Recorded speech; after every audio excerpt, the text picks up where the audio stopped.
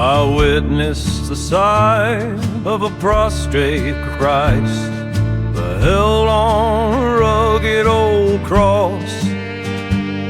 I shed not a tear from my own wide eyes for a drop of the Savior's blood lost. In the din of the crowd I heard growing loud the roar of a terrible beast.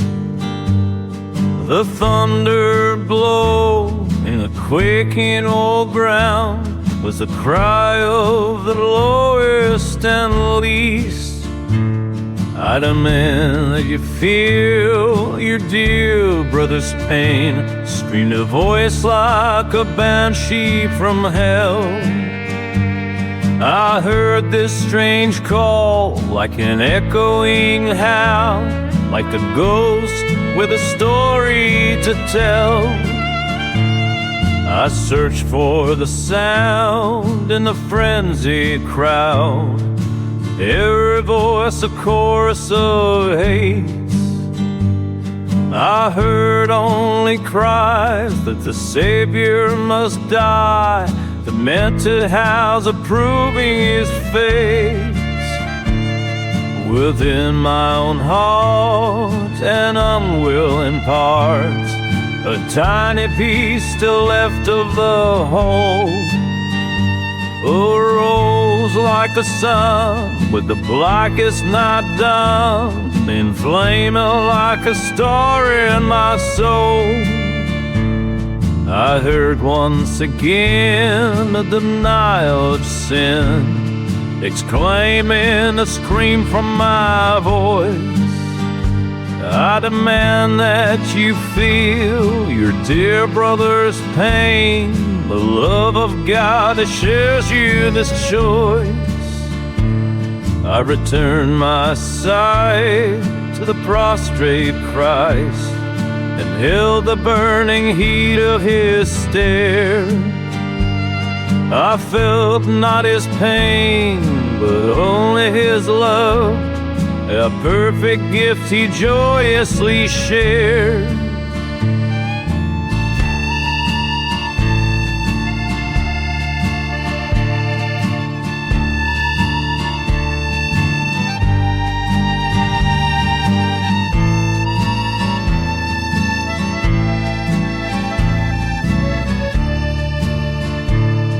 In memory of Christ in the blackest night, each human being encounters this choice: succumb to the will of the tyrants who kill, or speak the love of God in your voice.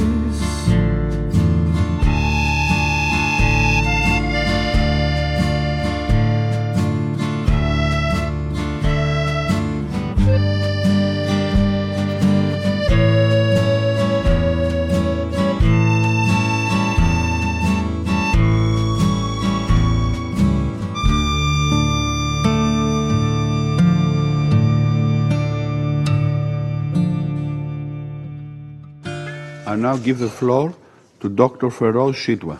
Please.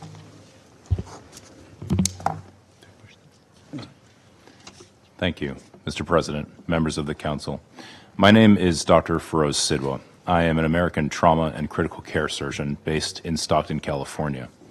I come before you today to speak about the Gaza Strip, where I have volunteered twice since October 7th. First at European Hospital from March 25th to April 8th of last year, and most recently at Nasser Medical Complex from March 6th to April 1st of 2025. Both are in the city of Khan Yunis. I'm not here as a policymaker or a politician. I'm a physician bearing witness to the deliberate destruction of a healthcare system, the targeting of my own colleagues, and the erasure of a people. The Constitution of the World Health Organization states that the health of all peoples is fundamental to the attainment of peace and security, and is dependent on the fullest cooperation of individuals and states. I've taken this to heart, and it is the reason I volunteer in conflict zones from Haiti to Ukraine to Gaza. In Gaza, I operated in hospitals without sterility, electricity, or anesthetics. Surgeries took place on crowded and filthy floors. Children died not because their injuries were unsurvivable, but because we lacked blood, antibiotics, and the most basic supplies that are readily available in any large hospital anywhere else in the world. I did not see or treat a single combatant during my 5 weeks in Gaza. My patients were 6-year-olds with shrapnels in their heart and bullets in their brains, and pregnant women whose pelvises had been obliterated and their fetuses cut in two while still in the womb. Mothers sheltering in the hospital cooked bread on hot plates in the emergency department during mass casualty events, as we dealt with the rain of fire and death falling around us everywhere. Mr. President, the foundations of life in Gaza, family, health, and community, have been shattered. The medical system has not failed. It has been systematically dismantled through a sustained military campaign that has willfully violated international humanitarian law. Civilians are now dying not just from the constant airstrikes, but from acute malnutrition, sepsis, exposure, and despair.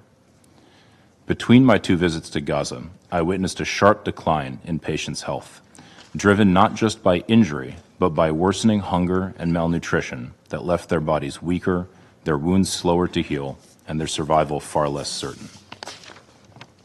And let's not forget, this is a man-made catastrophe. It is entirely preventable. Participating in it or not, allowing it to happen is a choice. This is a deliberate denial of conditions necessary for life: food, shelter, water, and medicine. Preventing genocide means refusing to normalize these atrocities. It means refusing to dehumanize the Palestinians, to refuse to see them as calories counted or numbers of trucks moved. We see now that this way of thinking has brought about a human dignity crisis, with an entire people on the edge of survival. On March 18th, the ceasefire was violated by Israel. That day, I witnessed the most extreme mass casualty event of my career at Nasser Medical Complex. 221 trauma patients arrived in one morning. 90 were dead on arrival. Nearly half were severely injured children. No health system on earth could cope with this, least of all one that is besieged and starved of supplies. Hospitals are meant to be sanctuaries. Healthcare workers and first responders are supposed to be protected. Children are supposed to be protected. In Gaza, these protections are simply gone. Every day, the distinction between combatant and civilian is erased. Most of my patients were preteen children, their bodies shattered by explosives and torn by flying metal. Many died. Those who lived often awoke to find their entire families gone. Last year, I published in the New York Times a survey of 65 American healthcare workers who had served in Gaza. 83% of them reported seeing children shot in the head or the chest. I personally treated 13 such cases in my 2 weeks at European Hospital. According to the War Child Alliance, nearly half of Gaza's children are suicidal. They ask, why didn't I die with my sister, my mother, my father? Not out of extremism, but out of unbearable grief. I wonder if any member of this council has ever met a 5-year-old child who no longer wants to live. Let alone imagined a society in which so many young children feel this way. And what astonishes me is not that some children in Gaza have lost the will to live, but that any still cling to hope. My Palestinian friends, mostly healthcare workers, no longer speak of resilience or even survival. Parents memorize their children's clothing in case they must identify their remains later. They pray for one piece of bread to give them before they sleep so that their children might die less hungry if they are killed at night. And meanwhile, my Israeli and American friends express horror at what is being done in their names. Many of us cannot understand how our governments continue to arm this senseless destruction, but you in this chamber have the power to stop it. Mr. President, I am here because I have witnessed what is happening in Gaza with my own eyes, especially to children, and I cannot pretend not to have seen it. You too cannot claim ignorance. I urge the Council, and especially my own government, to act with urgency on these enforceable measures. 1. Demand an immediate and permanent ceasefire, including a halt to all arms transfers to all parties to the conflict, alongside targeted and lawful sanctions on Israel. 2. demand the reopening of all of Gaza's crossings, and guarantee unrestricted medical evacuations, including to hospitals in the West Bank and East Jerusalem, where Palestinian patients can be treated by Palestinian doctors, with safe return to Gaza assured. 3. Guarantee sustained humanitarian access throughout Gaza, allowing all essential supplies, shelter, food, water, fuel, and medical supplies, to reach all people in need. 4. Strongly and explicitly reject the weaponization and politicization of aid embodied by the Gaza Humanitarian Foundation, whose executive director, a veteran of the U.S. Marine Corps, publicly resigned on Sunday, citing the foundation's lack of adherence to humanitarian principles. We must affirm support for existing UN mechanisms, back UNRWA, and ensure NGOs with expertise in reaching and providing specialized care to those in need have unimpeded, full access. 5. The immediate and unconditional release of all hostages. 6. The immediate and unconditional release of all healthcare workers, including Dr. Hussam Abu Sufia, now held in Israeli detention for more than 150 days. And 7. Without delay, uphold the UN Charter and act now to prevent genocide. One day, Gaza survivors may have a record of the empty promises made by the members of this council as their wounds deepened and their lives were lost. If this council remains silent and fails to act now, that record will stand as a testament to a global failure to provide urgent care and to the collapse of our collective conscience.